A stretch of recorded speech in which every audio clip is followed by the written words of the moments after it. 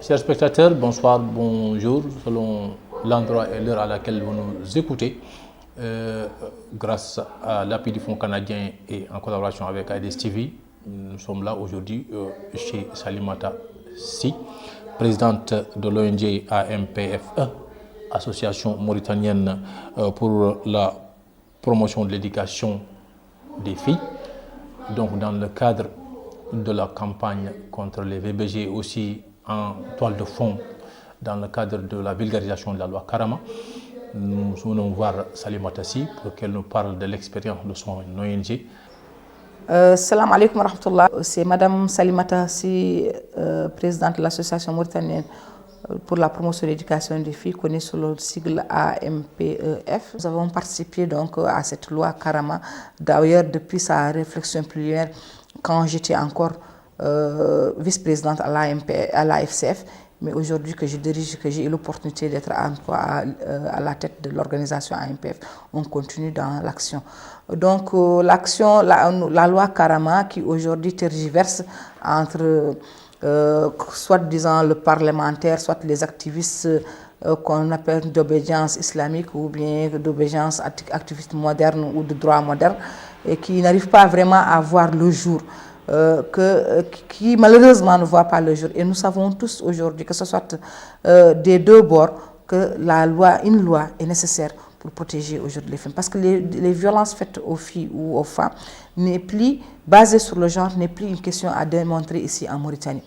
Mais quand on parle de genre, on a quitté le mot genre jusqu'à on est revenu à Karama parce que j'avais cette intonation de genre qui dérangeait le public. Et pour souci vraiment de faire promouvoir cette loi, nous avons parlé de la loi Karama. Mais je pense même dans son origine, quand on parlait de genre, c'est le genre dans son initial qui ne s'occupe que des droits des femmes. La femme en tant que porteuse de mère, en tant que porteuse d'une civilisation, femme en tout cas biologiquement parlée. Donc on ne parle pas de femmes choisies dans l'orientation sexuelle ou autre. Donc c'était quelque chose de bien précis et très clair. Et je pense aussi que cette question aussi ne doit même pas se poser ici en Mauritanie, parce que nous sommes sous la tutelle de la République islamique de Mauritanie, et que tout ce qui sort, s'il n'est pas en conformité à la loi, il y a un conseil donc islamique qui est là, qui n'est chargé que de suivre les questions par rapport à cela.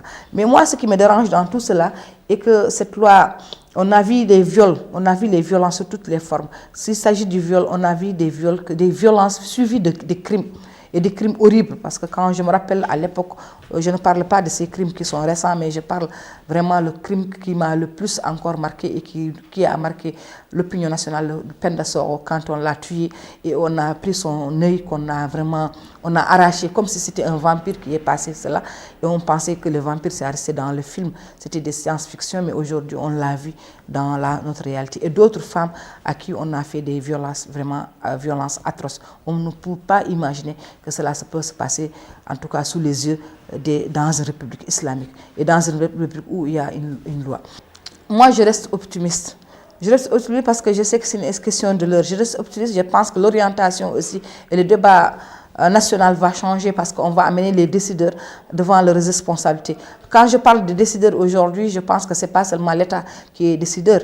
L'État, vraiment, c'est la phase ultime. Mais je pense que l'État n'a rien contre parce que c'est le MASEF même qui est en tête de ce plaidoyer par rapport à cette loi. Mais quand je parle des décideurs, c'est les décideurs qui filtrent ce qui doit passer en Mauritanie et ce qui doit passer. Et je parle aujourd'hui du Conseil islamique. Je parle de ces oulémas qui sont ici en Mauritanie. Même ceux qui ne siègent pas dans le Conseil islamique, je fais appel à eux.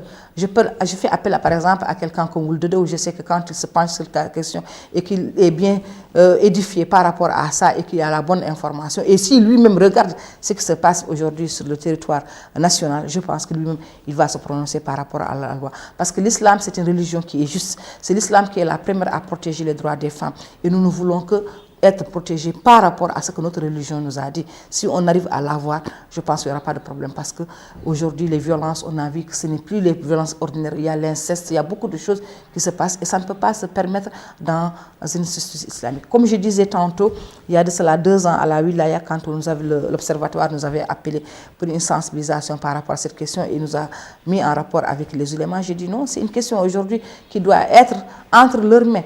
Parce que les fatwas qu'ils sont en train de faire chaque jour, on a dit que les fatwas doivent prendre le contexte national. Ce qui se passe, la problématique du jour ou du quotidien ou de la semaine doit être portée dans les mosquées, parce qu'au niveau de la mosquée, on sait que c'est une société patriarcale, c'est les hommes qui sont plus importants, qui sont là-bas, qui viennent à la prière, et ce sont eux les chefs de famille. Donc si on les sensibilise, je pense que normalement ça doit aller. Donc au lieu de tergiverser, il y a beaucoup de questions sur lesquelles vraiment ils doivent vraiment s'atteler, et ça relève de leur de responsabilité religieuse. Comme ils ont toujours, ils nous disent toujours que nous ne devons pas nous départir de notre religion, mais nous aussi on leur dit de ne pas se départir de leurs responsabilités, parce qu'ils connaissent mieux ce que l'islam a dit que nous. Donc il est temps que la femme, que la fille, qu'elle soit protégée. Mais tout simplement, la justice doit exister dans ce pays, tout simplement, sous toutes ses formes, telles qu'elle a été érigée par notre sainte religion. Maintenant, dire que nous sommes en train de nous aventurer ou bien d'embrasser en tout cas les lois modernes ou les lois occidentales, c'est faux. Il n'y a pas un Mauritanien ici, musulman, qui ne veut pas aller au paradis.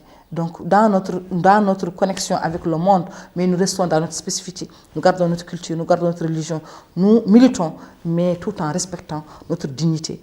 Nous avons des principes et je pense qu'on ne déroge pas de nos principes. En tout cas, jusque-là, les activistes sont de règle avec leur responsabilité et leur religion. Parce que tout ce qu'on appelle, c'est qu'eux aussi n'ont qu'à faire. Il est temps, il est temps. Il est plus que temps, et plus que urgent, et plus que nécessaire.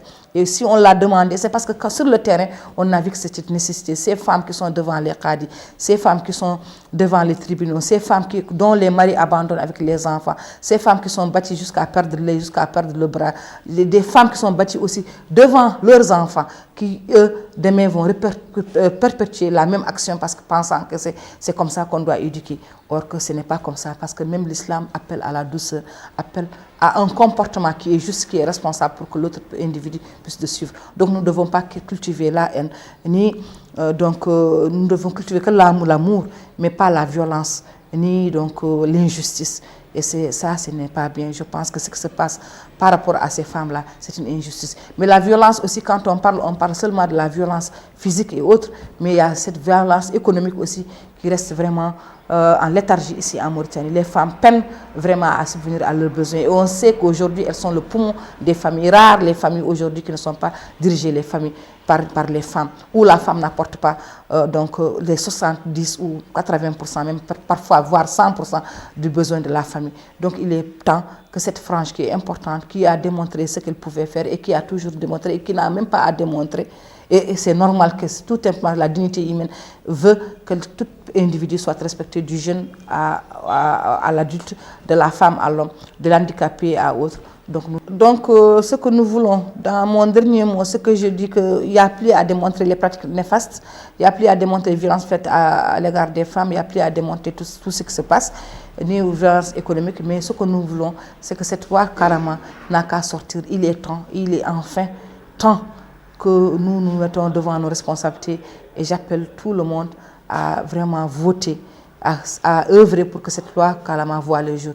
Et j'appelle plus nos religieux aujourd'hui, parce que les autres, ils ont fait leur partition, il reste leur action pour que l'Assemblée vraiment puisse, une bonne fois pour toutes, promulguer ces lois. Et elle est nécessaire pour nos administrateurs, pour nos législateurs et autres, pour pouvoir vraiment légiférer par rapport à une référence bien donnée. Et je remercie tout le monde.